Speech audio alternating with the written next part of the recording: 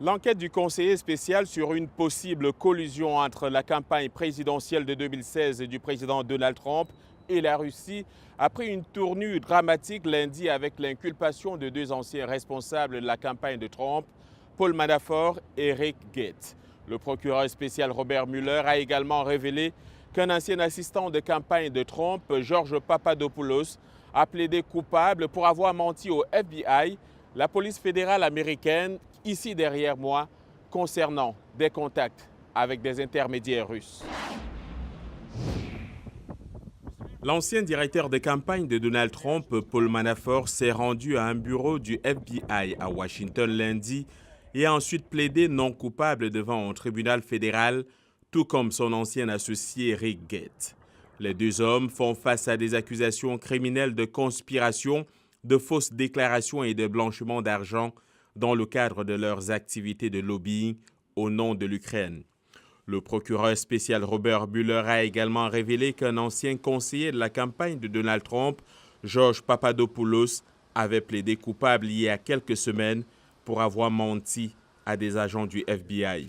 La porte-parole de la Maison-Blanche a présenté Papadopoulos comme un acteur mineur de l'équipe de campagne de Trump.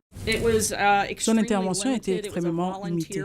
Il ne faisait que du bénévolat et il n'a mené aucune activité à titre officiel au nom de la campagne. Le président Trump a répondu à ces nouvelles informations avec un tweet clamant « pas de collusion ». Plus tard, l'avocat de Manafort s'est adressé à des journalistes devant le tribunal.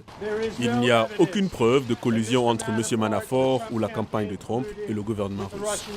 Manafort était président de la campagne de Trump lors de la convention républicaine de l'année dernière. Nous voulons que l'Amérique comprenne qui est Donald Trump l'homme, pas seulement le candidat. Les inculpations de lundi sont les premières actions importantes vers une décision pénale par Mueller depuis qu'il a été nommé procureur spécial en mai pour enquêter sur les allégations de collusion entre la campagne de Trump et la Russie. Le fait que Papadopoulos ait plaidé coupable pourrait être un tournant décisif, déclare Greta Van Susteren, collaboratrice de VOA et experte juridique. Il y a une piste qui remonte à la campagne de Trump. Nous ne savons pas si cette piste est criminelle ou pas, mais c'est la première fois que nous voyons une sorte de procédure formelle liant une personne de la campagne de Trump à la question russe. Au moment où l'enquête de Mueller entre dans une nouvelle phase, la Maison-Blanche fait face à une distraction politique majeure, d'après Van Susteren. Mais ne vous y trompez pas, c'est une énorme distraction et nous n'avons aucune idée où et à quoi ça va aboutir. La décision de Papadopoulos le 5 octobre de plaider coupable pourrait être la partie visible de l'iceberg. À l'heure qu'il est, nul ne peut le savoir. Pour rappel, Mueller a été nommé procureur spécial à la suite de la décision du président Trump de licencier l'ancien directeur du FBI, James Comey.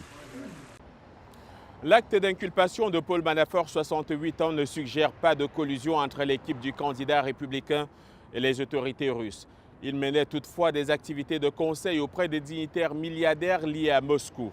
La Maison-Blanche a indiqué lundi que le président américain Donald Trump n'a aucune intention de remettre en cause le procureur spécial Robert Mueller, qui enquête sur une ingérence russe présumée dans la présidentielle de novembre dernier.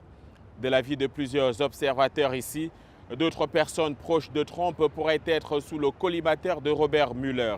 Ces premières poursuites pénales marquent une accélération de ces investigations qui empoisonnent la Maison-Blanche à quelques jours seulement de l'anniversaire de l'élection du milliardaire républicain. John Linden, VOA Afrique, Washington.